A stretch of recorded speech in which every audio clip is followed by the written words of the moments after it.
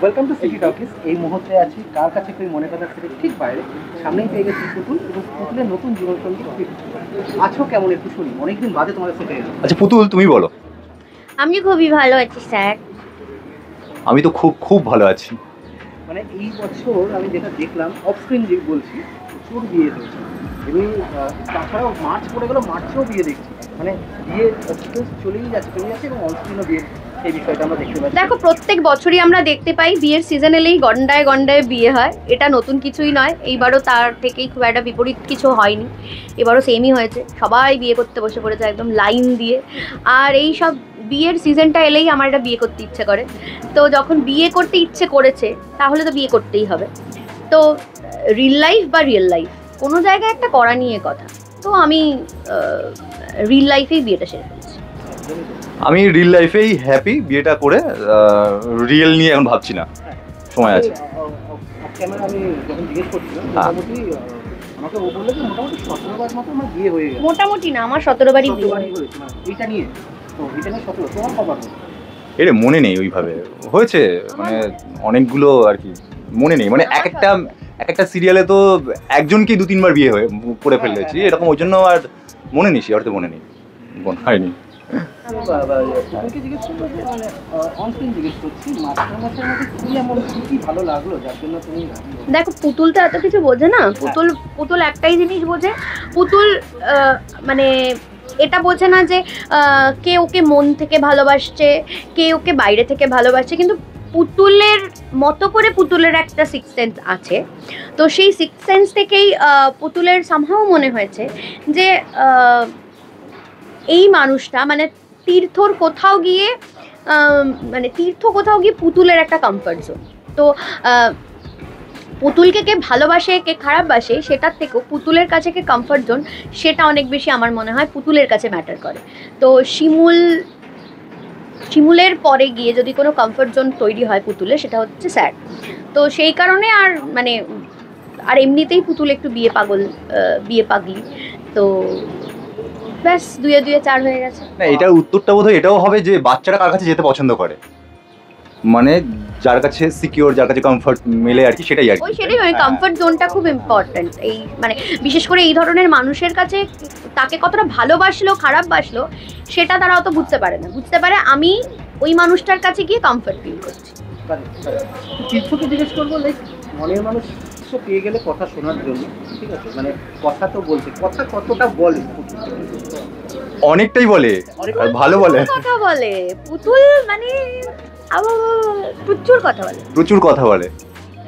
আজকে যেটা দেখতে চলেছি ভাত কাপড়ের সিন চলছে, তো পুতুলের কি কি আবদার একটু শুনবো, মানে ভাত কাপড়ের প্লেটে কি কি আবদার?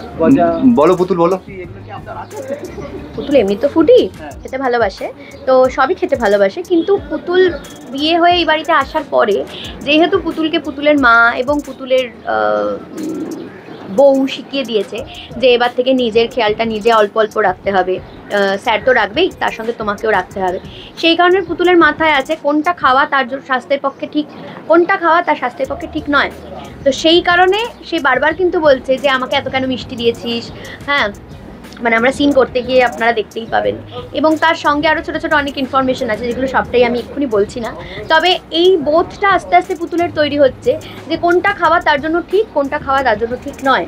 তো সেই কারণে সব ঠিক ভুল বিচার করে প্লেটে যা আসবে সেটা আমার মনে হয়, কারণ পুতুলের এই সংসারে তো আপন বলে সেভাবে এখনও কেউ তৈরি হয়নি স্যার ছাড়া। তো আমার মনে হয় পুতুলের জন্য ভাত কাপড়ে যা যা আসবে সেটা তদারকি স্যার করেই আনবে। তো হ্যাঁ, তো সেই কারণে যা যা থাকবে সেটা হেলদিও হবে এবং তার সঙ্গে টেস্টিও হবে। আচ্ছা, তীর্থকে জিজ্ঞেস করিনি, মানে অনস্ক্রিন তো বিয়ের ব্যাপারটা তো চলছেই, তাছাড়া মানে অফ স্ক্রিন শ্রীতমার সাথে কিরকম বন্ডিং বা কিরকম আলাপ তৈরি হয়েছে মানে কাজ করতে করতে? সেটা তো তোমরা দেখতেই পাচ্ছ।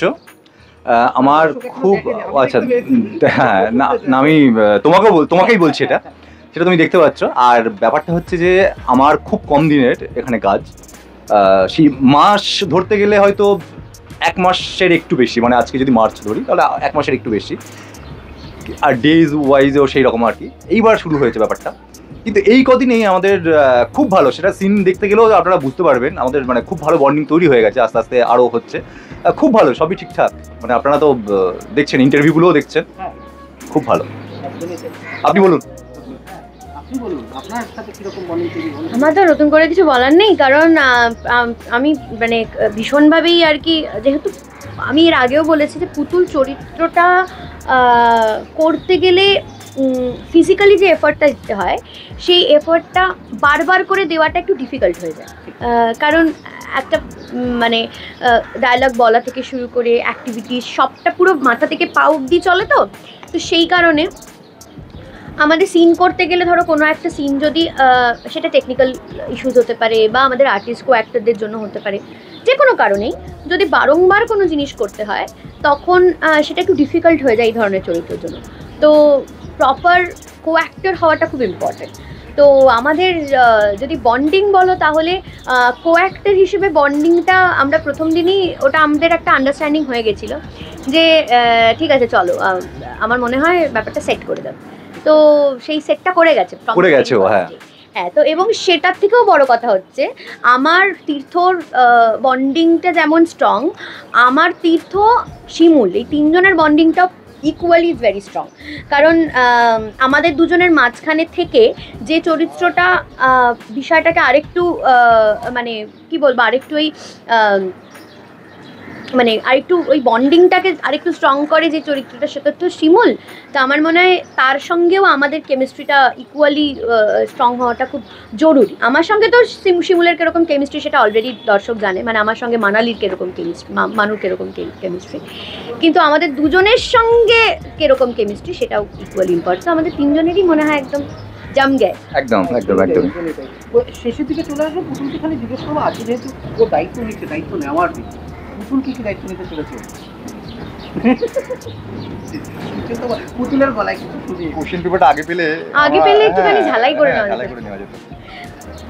ভেরি কনফিউজিং কোয়েশ্চেন, কারণ পুতুল কি দায়িত্ব নেবে যায় না, তবে একটাই কথা বলতে পারি, পুতুল তো খুব অনেস্ট, অনেস্টির দায়িত্বটা তো অবভিয়াসলি নিতে পারে।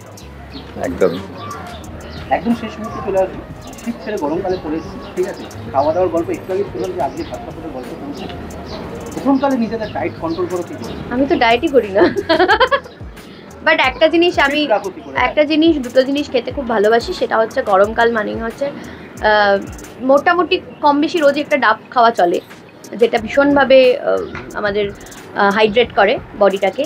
আর তার সঙ্গে আমি তরমুজ খেতে খুব ভালোবাসি। তো এটা আমি সবাইকেই এই টিপসটা দিতে চাই, এবং যেটা ভীষণ কাজে দেয়, তরমুজ এবং শশা যদি একটু কেটে কোনো একটা বক্সে করে ফ্রিজে রেখে দেওয়া যায়, তারপরে হ্যাঁ কেন বললে এখন কথাটা? আহা কি ভালো খেতে ইচ্ছে করছে একদমই। তো ভীষণ টেস্টি আর খুব রিফ্রেশিং। একদমই তাই, একদমই এন্ড করবো, সেটা হচ্ছে একটু পুতুলের গলায় আজকে কি বলতে চাই তোমার দৃশ্যকে একটু শুনি। কিছুই বলতে চাই না স্যারকে, শুধু একটি কথা বলতে চাই যে স্যার আমাকে বের করে নিয়ে তো বাড়িতে চলে এসেছে, তো এই বাড়িটা কটকটি আছে, সেই কটকটিটা তো আমাকে একদম পছন্দ করে না, তো ওই কটকটি কথার জন্য আমাকে স্যার ছেড়ে চলে না যায়। তুমি না, স্যার তো নিয়ে এসেছে পুতুলের পাশে থাকার জন্য, পুতুলকে কাছে রাখার জন্য, ভালো রাখার জন্য। এটা তো আপনারাও জানেন, স্যারও জানেন এবং পুতুলও জানে। তো এই বন্ডিংটাই থাকবে, এইরকমই থাকবে। আর আরও আরও আরও ভালো কিছু আসছে, আপনারা দেখতে থাকুন। কার কাছে কই মনের কথা, অনলি অন জি বাংলায়। আমাদের এত ভালোবাসা, এত সাপোর্ট দেওয়ার জন্য আমরা সত্যি সত্যি খুব গ্রেটফুল আপনাদের কাছে। অনেকটা ভালোবাসা আপনাদের জন্য এখনও তোলা আছে, আমরা সবটা দিতে চাই। তার জন্য আমাদের পাশে থাকতে হবে এবং প্রত্যেক দিন সোম থেকে রবি ঠিক সন্ধ্যে 6:30 শুধুমাত্র জি বাংলায় অবশ্যই দেখতে হবে কার কাছে কই মনের কথা। অনেক শুভেচ্ছা, থ্যাংক ইউ ভেরি মাচ।